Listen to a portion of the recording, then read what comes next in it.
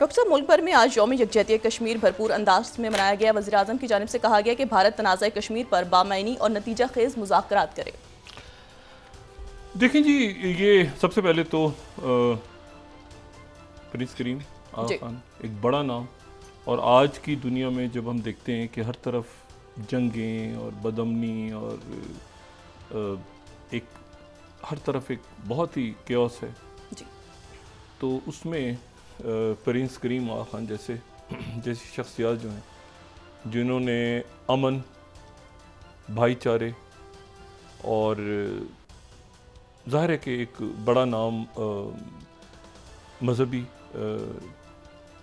शख्सियत के हवाले से उनका रहा, लेकिन उससे हटके जो उनके बाकी जो काम हैं, आगा खान फाउंडेशन, हॉस्पिटल्स में आप जाएं, आप उनके स्कूल देखें और उनका पूरी दुनिया में, और वो जो है वो उनका जाना जो ऐसा एक इस तरह के माहौल में तो बहुत और बेचैनी पैदा करता है कि ये जो हैं ये दुनिया से गए, और तमाम अक्रॉस द वर्ल्ड तमाम मज़ाहिब के मसालिक के लोग जो हैं, ना सिर्फ ये कि मुसलमान बल्कि गैर मुस्लिम भी उनको याद कर रहे हैं और उनके लिए दुआ कर रहे हैं। तो अल्लाह उनके दर्जात बुलंद फरमाए। बहुत बड़ा खाला। और दूसरा जो है वो आज 5 जनवरी के हवाले से, 5 फरवरी के हवाले से, और उसमें जो कश्मीर का इशू है, देखें वो इस मामले को कहीं ना कहीं जाके हल होना है, और ये हल अगर नहीं होगा तो ये बिल्कुल जिस तरह से, यानी आप समझें कि जो वहाँ पर बेचैनी और एहतजाज और मतलब है कि मुज़ाकरात ख़त्म होने के नतीजे में जो हालात पैदा हुए, जंगें हुई, बिल्कुल जो फ़लस्तीन का मामला है उसके साथ आप कश्मीर के मामले को लिंक करें। ये वो इश्यूज़ हैं जो बड़ी ताकतों के दरमियान जब लड़ाइयाँ हुई और आज़ादियाँ मिलीं तो वो यहाँ पर जाते जाते यहाँ से जो कॉलोनीज़ थी वो पीछे मसाइल छोड़ के चले गए, और उनमें बहुत बड़ा मसला जहाँ पर गज़ा का है वहाँ पर जो है, बल्कि फ़लस्तीनी रियासत का है, वहाँ पे कश्मीर का भी है। और ये वो मामलात हैं जहाँ पर सियासी जमातों से और क़यादतों से और सबसे हट के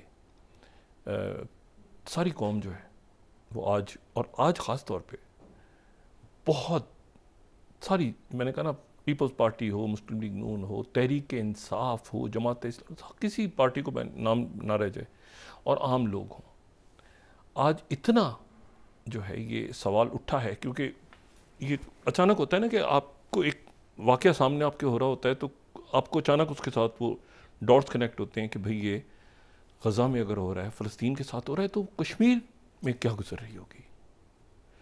तो वो वहाँ पे एक मामला ऐसा है जो कि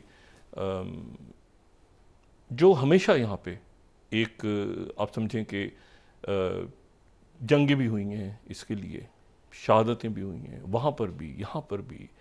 तो ये है कि ये जब तक मकबूजा कश्मीर का मामला हल नहीं होता, यहाँ पे अमन नहीं आ सकता, दुनिया में अमन नहीं आ सकता।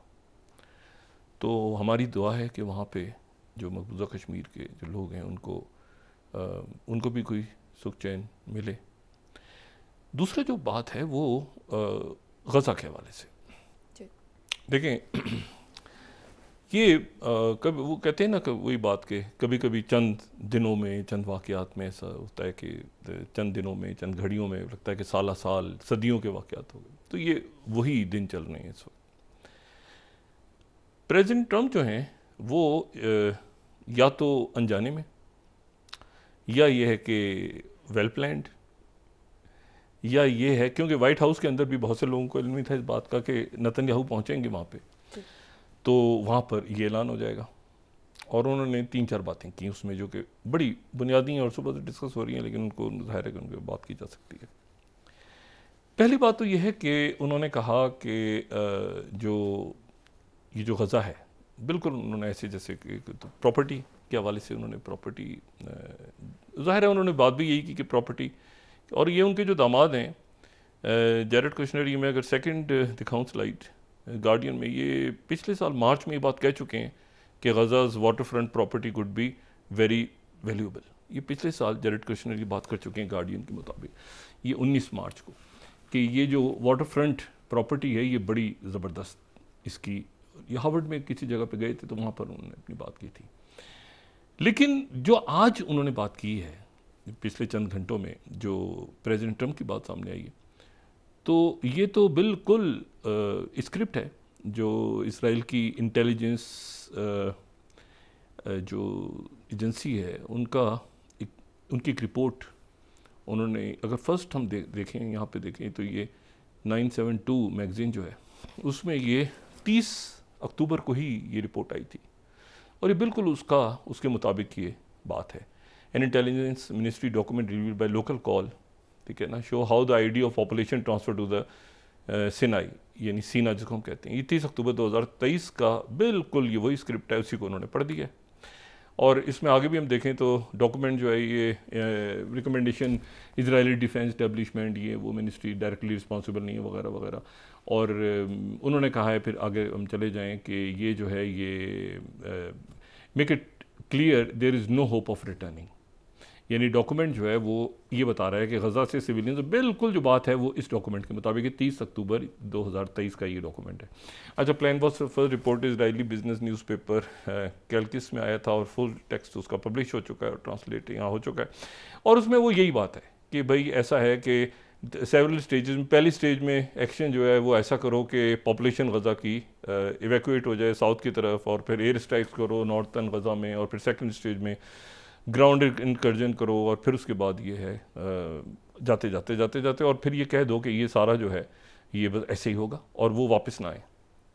अच्छा, अब मामला ये है कि ये जो प्रेसिडेंट ट्रंप ने जो बात की है नेतन्याहू के साथ खड़े होकर, तो उस पर वो बार बार कह रहे थे कि बीबी नेतन्याहू, ज़रा बीबी बोलो, उसको कह रहे थे। तो वो शायद नेतन्याहू ने भी जो आगे से उसका भी रिस्पॉन्स था कि आप तो मुझसे भी कहीं ऊपर पहुंच गए, मैं तो कुछ और यहाँ पर बात कहने आया था, तो आप तो मुझसे भी कहीं आगे निकल गए, 2 हाथ आगे जाके आपने बात की। तो 3-4 बातें बड़ी इंपॉर्टेंट। पहली बात तो उन्होंने कहा कि ये गज़ा से ये लोग यहाँ से चले जाएं, और इजिप्ट और जो जॉर्डन है उनसे, या और बाकी भी अरब ममालिक हैं, उनसे मैं बात करूँगा और वो मान जाएंगे। एक तो बात उन्होंने ये की। दूसरा उन्होंने कहा कि परमानेंटली ओनरशिप, मुस्तकिल ओनरशिप, और यहाँ पे जो है वो पीपल ऑफ द वर्ल्ड आएंगे, दुनिया भर के लोग आएंगे और यहाँ पे जो है वो रहा करेंगे। फ़लस्तीनी चाहें तो वो भी आ जाएं, लेकिन ये कि अमेरिकन होगा, इसराइल का भी नहीं, अमेरिकन होगा। एक ही बात, अमेरिका इसराइल। और उसके साथ ही उन्होंने जो है वो ईरान के हवाले से कहा कि ईरान जो है उसके साथ हम प्रेशर बढ़ा रहे हैं ईरान पे, लेकिन ये कि अगले चंद घंटों में उनका मिजाज चेंज हो गया। ये प्रेसिडेंट ट्रंप का जो मिजाज है वो अगले चंद घंटों में ईरान के हवाले से चेंज हो गया। और फिर उसके बाद उन्होंने एक ट्वीट किया, अगर हमारे पास उसकी पिक्चर बनी हुई है। उन्होंने कहा कि मेरा मतलब ये नहीं था, मेरा मतलब ये था कि हम जो हैं वो, ये बिल्कुल गलत इसको समझा जा रहा है कि हम ईरान के ऊपर कोई अटैक कर देंगे। और क्योंकि उन्होंने, प्रेसिडेंट ट्रंप ने ये भी बात की कि मुझे कुछ हो जाए, मुझे कत्ल कर दिया जाए, प्रेसिडेंट ट्रंप ने कहा, तो नामो निशान मिटा दिया जाए ईरान का। मुझे अगर कत्ल कर दिया जाए तो ईरान का नामो निशान मिटा दिया, जो सफ़ा हस्ती से ईरान को जो है वो मिटा दिया जाए। मैं यहाँ एसोसिएटेड प्रेस कोट कर रहा हूँ। 4th, Trump says कि he is given advisors instructions for Iran to be obliterated if it assassinates him। अच्छा, अब ये उन्होंने बात की। उसके बाद उन्होंने कहा कि मैं चाहता हूँ कि ईरान जो है वो, ईरान के साथ हम बात कर रहे हैं, हमारा राब्ता है, सब कुछ है। लेकिन यह है कि उसके बाद शाम तक उन्होंने, अभी कुछ देर पहले एक उनका सोशल मीडिया पर उन्होंने डाला हुआ था कि नहीं, उस बात को गलत अंदाज में लिया गया है कि हम मुज़ाकरात के लिए तैयार हैं ईरान के साथ वगैरह वगैरह वगैरह, और हम उसको पुश करेंगे, हम ईरान को जो है वो प्रेशर बढ़ाएंगे वगैरह वगैरह, और हम ये चाहते हैं कि ईरान भी उसी तरह से बने। और ये अच्छा, अब ये जो बात है, अब इसमें 2-3 बातें यहाँ पे। पहली बात तो ये है कि ये अब इसके बाद वो यहाँ पे रुक गया मामला सारा। यानी क्या मामला रुका? वो रुक गया कि जी अब सेकंड स्टेज और फर्स्ट स्टेज का ये आखिरी दिन चल रहे थे, इसमें सेकंड स्टेज की बात शुरू होनी थी। 42 दिन का है ना, ठीक है। तो अभी उसके दरमियान में ही, ये नहीं मार्च तक जाना था फर्स्ट स्टेज को, तो उसमें ये पहली ही स्टेज के दरमियान ये की बात रुक गई। दूसरा जो मामला है वो ये है कि ये मैं आपको बिल्कुल बता रहा हूँ, बिल्कुल ये बात क्लैरिटी के साथ, कि इसके ऊपर इजिप्ट और इजिप्ट के जो प्रेसिडेंट सीसी हैं उनकी आज किंग अब्दुल्ला से बात हुई, दोनों की आपस में बात हुई। और जो इजिप्ट के जो फॉरेन मिनिस्टर हैं वो टर्की में हैं, जहाँ पे सीरिया के अहमद शरा सऊदी अरेबिया के बाद वहाँ पहुँचे, तो उनकी आपस में तो ये सारा रब्ता हुआ। ये मुल्क जंग में चले जाएंगे इसराइल के साथ, ये जंग छेड़ देंगे बड़ी यहाँ पे। दूसरी सूरत में उन्होंने जो अल्फाज इस्तेमाल किए प्रेसिडेंट ट्रंप ने, उन्होंने उसमें जो यानी उन्होंने कहा कि मैं अगले 2-3 हफ्तों में फ़ैसला करूँगा कि मगरबी किनारे का क्या करना है, यानी वेस्ट बैंक का क्या करना है। और यानी दरिया उर्दून से लेके और मेडिटेरियन तक जो है वो सिर्फ इसराइली होगा, यानी ग्रेटर इसराइल हो गया तो फ़लस्तीन नहीं होगा, और फिर होगा ग्रेटर इसराइल होगा। अच्छा, अब ये ग्रेटर इसराइल जो है इसके बारे में ये अगर हम देखें ना, एक तो यानी ज़्यादातर जो तस्वुर आता है तो वो किंग डेविड जो हज़रत दाऊद अलैहिस्सलाम के, और कई दफ़ा पे बात पहले भी कर चुका हूँ, एंड ऑफ टाइम में सारा इसका कई साल पहले। लेकिन ये कि अगर हम यहाँ पे देखें तो किंग डेविड एम्पायर से वो इसका जिक्र करते हैं कि जो है वो हज़रत दाऊद अलैहिस्सलाम का के ज़माने का जो नक्शा उनके सामने होता है तो वो ये होता है। अच्छा, और इसमें जो है, लेकिन इसमें एक फिर तारीख़ी तौर पे एक बात है जो उनको तंग करती है। तारीख़ को अगर हम नहीं देखते तो ईरान उनके ज़हन में इसलिए आता है कि यहाँ से साइरस, ठीक है, साइरस ने जाके वहाँ पे हेकल के ऊपर। अच्छा, उसके बाद जो है वो तो अब ये कि ये 2-3 बड़ी बुनियादी बातें। पहली बात तो ये कि जंग में चले जाएंगे, यानी इजिप्ट और जॉर्डन, इनके दरमियान ये बात हो रही है, इनमें राब्ता भी हुआ और फुल फ्लैश जंग में चले जाएंगे। पहले शायद जॉर्डन जाए, उसके बाद इजिप्ट भी चला जाएगा। देखिए, इजिप्ट की तो कोई 6000 साल पुरानी तारीख़ है ना, जो हमें इंसानी तारीख़ मिलती है, पुरानी तहजीब है इजिप्ट। और हम चले जाएँ तो 6000 साल पहले से शुरू करें तो उसके बाद वो मुख्तलिफ़ हवालों से कदीम मिस्र में जाना नहीं चाह रहा, लेकिन यह है कि अगर हम चले जाएँ 19वीं सदी के दरमियान में चले जाएँ तो 19वीं सदी के दरमियान में मिस्र जो है यहाँ पे ये नेपोलियन आ गए थे, ठीक है, नेपोलियन बोनापार्ट। और यहाँ पे जो सल्तनत उस्मानिया के हाथ से ये निकल गया था मिस्र, तो मिस्र में यहाँ पे फिर जो है वो मोहम्मद अली पाशा को भेजा गया गवर्नर बना के। उन्होंने मोहम्मद अली पाशा जो है उन्होंने पहले तो जो है वो आज़ाद करवाया इस पूरे इलाके को, मिस्र को, और फिर उसके बाद जो है उन्होंने मोहम्मद अली पाशा को ये जदीद जो अभी हमें मिस्र इस वक्त नज़र आ रहा है उसका बानी भी कहते हैं उन्हें।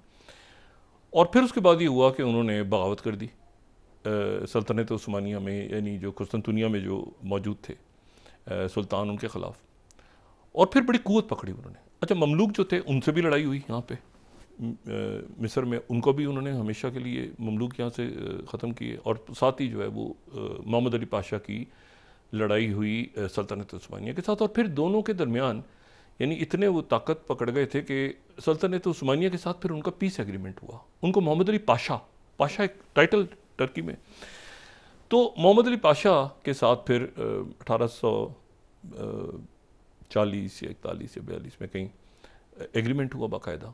और मिस्र जो है वो उसके बाद मिस्र में ये बादशाहत चलती रही, और ये बादशाहत चलती रही 1952 तक, यानी तकरीबन 100 साल, ठीक है। मोहम्मद अली पाशा वो सल्तनत उस्मानिया, और 1952 तक जब शाह फारूक जो हैं उनका तख्ता नहीं उलट दिया ये मोहम्मद नकीब और जमाल अब्दुल नासिर, ठीक है, जिसको कर्नल्स कू कहते हैं।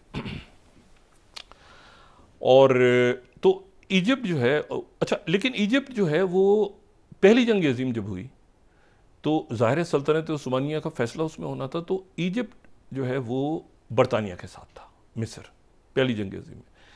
लेकिन फिर उसके बाद मिस्र में ये हुआ कि जैसे ही ये बेल्फोर एग्रीमेंट और ये सारे साइन हुए, तो फिर मिस्र जो है वो मिल गया फ़लस्तीनियों के साथ। और उस ज़माने में फिर जब ये वही दौर है 1935-36 का, जब अख़वान वहाँ पे उन्होंने क़ुव्वत पकड़ी, अख़वान मुस्लिमून ने, और उसके साथ जो हैं वो यहाँ पे फिर मिस्र के जो फ़दाईन थे और बाकी सारे